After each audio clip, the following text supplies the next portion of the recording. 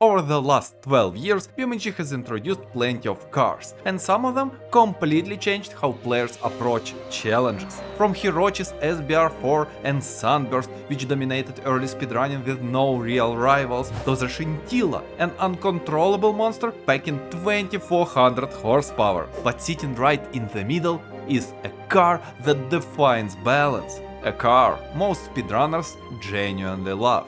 The FCV Vivace, the Rally King. Back in 2020, right before the arrival of the big bad off-road wolf, rally speedrunners didn't have much of a choice. There was really just one car that could handle rally maps, the Sunburst. Hirochi's rally vehicle had plenty of things you'd want in an off-road setup. A powerful engine, wide tires, and solid control even on the weirdest terrain. Sure, it had its flaws, but when the only real competition was another Hirochi creation, the SBR4, a car that is quite easily damaged on off-road surface, those flaws barely even matter. The Sunburst absolutely dominated every track and challenge, even those that only hinted at off-road terrain. Gravel circuit, deforest stage, racetrack circuit with skips, even handling courses. Nothing was safe. And once speedrunners got into tuning, it became even better. A lighter frame, more power under the hood, nitro on top of it. There was practically nothing that could compete with this monster. Some runners, like Fak, tried to shake things up with Pessima builds, bringing in clever new setups, but those ideas didn't last long. Even they ended up switching back to the Sunburst. The rain looked unshakable until April 8th, 2020, when a new patch dropped. La Via Toute Vitesse, one of the most fitting names for a patch, the update that brought a brand new French vehicle to BeamNG, the FCV Vivace. Fast, durable, wide tires, a compact frame, it was good at almost everything the game could throw at it. The only thing it couldn't do was rock crawling. Once introduced, it became the closest vehicle BeamNG had to a perfect jack of all trades. But why didn't the Sunburst, its closest rival with nearly identical characteristics, earn that same title? Time to compare FCV Vivace versus Sunburst. As mentioned earlier, the Sunburst was and still is, even after its remaster, a great vehicle, but it comes with some huge downsides. Sure, it can be pretty fast and has overall great stability, especially with its excellent aero kit, but that speed only stands out when compared to other cars from that era of BeamNG. Where it really falls short is in weight distribution and the upper limits of tuning and power. Simply put, the Sunburst feels heavy, and combined with its stiff suspension, that's a recipe for disaster. Even though tuning fixes most of its glaring problems, this issue remains, and with limited power available, the Sunburst often struggled. In many cases, the SBR4 was a much better option, even sometimes beating the Sunburst on maps with off-road sections, like the skips on a racetrack circuit at Automation Test Track. Recently, after nearly 10 years, the Sunburst got a remaster. It became better. Much better, with the new Boxer engine almost on par with the Vivace, at least in theory. On paper though, poor Sunburst is getting forgotten by the speedrunning community, and no testing on its peak horsepower and torque is being done. On the other hand, the FCV Vivace is simply better at everything. While it's true it still lacks raw power, with the upper limit being only around 700 horsepower, it makes up for it in almost every other way. Take its shorter wheelbase. Sure, it can be a double-edged sword, but the downsides to stability are barely noticeable, while the gains in agility are huge. Wide or hairpin turns, dirt or asphalt, this car handles it all with ease, even in its default configuration. But once you fully tune it, the Vivace becomes something else entirely. Acceleration, sharp handling, lightweight, and balance. It's got it all. The Vivace simply better in terms of overall potential. A perfect rally car.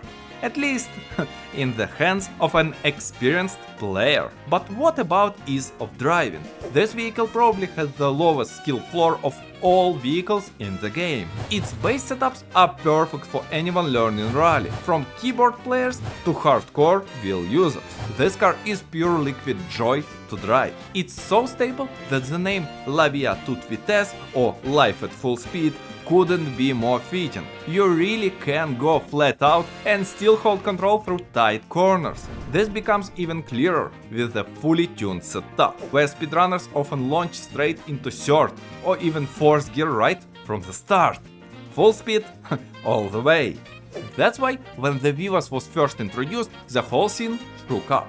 And the results were predictable. Almost every single trial got completely overwhelmed by it. Gravel circuit on automation test track is the prime example of why it was so easy for the Vivace to crush the Sunburst. Almost immediately after release, Cerzari obliterated Pack on this track by 2 full seconds. The reason is obvious. While there was no real difference at the start or even the first checkpoint, only 1500s, the very first hairpin shoved off the Vivace's power. At the time, weight reduction wasn't very popular, so both the Sunburst and the Vivace were still in nearly full configuration, with stock doors and seats, but the Sunburst had one huge advantage. It had already been in the game for nearly 5 years, with tuning pushed right to its limits by the community. And yet, it wasn't enough. Not even close. Vivace's acceleration and stability were simply on another level. Every single checkpoint just pushed the Sunburst further and further behind. Even today, the Vivace remains the undisputed champion of this track, with Haiku holding the incredible 44.999 second record, set 3 years ago. But that was rally, and everyone expected the Vivace to dominate that. What about general driving? As it turns out, it didn't have enough raw power to beat a highly tuned SBR4. But it didn't need to. With its more robust frame, players could maximize upsides of the Vivace in almost any mixed race scenario and even find skips that would have been nearly impossible in other cars. Take the West Coast trial. Cell Tower Delivery, notorious for rough off-road and asphalt sections. Here, the Vivace essentially skips around 20% of the track just by being tougher. Racetrack circuit is another showcase. The stock Vivace saved 10 seconds just by ignoring almost a third of the track. Skips are great, but even in purely technical environment like industrial side time trials or mixed stages on small island, it was smashing records left and right. The car proved its versatility. Let's take a look at prime example on small island. This is Mixed Stage 1, and it highlights the Vivace's strongest aspect. A powerful engine, enough suspension travel to jump smoothly from asphalt to off-road, and AWD that makes even the hardest turns easy. No need to fight every corner when going off-road is faster. Just check that front wheel only 90-degree corner. Impressive! Some of these records still stand unbeatable, but those numbers are dwindling. Jato is simply crushing them one by one without any chance. At least for the past year or so. Back in the day, however, evolution of speedrunning strategies affected the Vivace more than any other car. The game was changing, and the Vivace became stronger in every way, thanks to being introduced recently with plenty of tuning options, leaving every other potential competitor completely outclassed. But as it's normal in BeamNG, with its constant updates, no reign lasts forever, and this vehicle's domination ended on June 15th, 2022. The Civetta Scintilla was and still is an exceptional beast of a car, packed with tuning potential and carrying both a high skill floor and an even higher skill ceiling. It wasn't easy to drive, but it gave speedrunners something the game hadn't offered before: raw, unbelievable power. It went far beyond any other car, more than tripling what the Vivace was capable of. That said, it came with a price: fragility. The Scintilla was so delicate that even the smallest rock could instantly ruin a perfect run. And yet, despite being literally a glass cannon, it still managed to tear rally speedrunning apart with its overwhelming acceleration. A perfect example of this can be found on the East Coast. The forest stage is notorious for its elevation changes and overall uneven terrain. But what it doesn't have is a ton of small, unbreakable objects. This isn't Jungle Rock Rally with its constant water pits and rock sections. Even here, the Scintilla struggled at first, until players got used to it and tuned it nearly to perfection. Within about 3 months, it managed to beat the old record by just 2/10. Then it did it again and again. Eventually, the Scintilla pulled nearly 4 seconds ahead of the Vivace. Having the option for wider tires made those long, muddy corners much more manageable. And on the straights, the Scintilla was untouchable. The Vivace simply had no way to fight back. And this was just one of many records stolen from it. But unlike the Sunburst, the Vivace wasn't forgotten.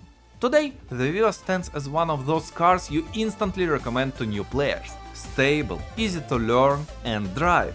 For speedrunners, it's the ultimate full-speed machine. Whether it's rally, asphalt or even ice, the Vivace can handle everything, but it shines brightest on rough rally stages. Take a look at Jungle Rock's dirt stage. The record there stood for years. The course mixes mud, water and rocks, all packed into a narrow road with tricky turns. It's a perfect playground for the Vivace and pure hell for the Scintilla. In fact, half of the track is basically full speed until the truly nasty sections begin. Weird corners, airtime you need to minimize, rocks that can wreck even the Vivace, tight jungle roads, slippery mud and deep water crossings. This is the Vivace's natural habitat. After 5 years in the game, the Vivace still holds 11 records. Is that a lot? Some might say yes, but in reality it's only about 8% of the 135 time trials. And you can be sure this number will eventually go down. J2 enthusiasts are constantly hunting for new tracks to crush, and with the new engine plus J2 variant proving especially strong on rough rally, it feels inevitable that more Vivace's records will fall sooner or later. Except maybe the 5-minute gravel hill climb in Italy. That one might just survive a little longer. Thanks for watching. If you enjoyed the video, drop a like or leave a comment. It's a free way to support what I do and help the video reach wider audience. See you in the next one.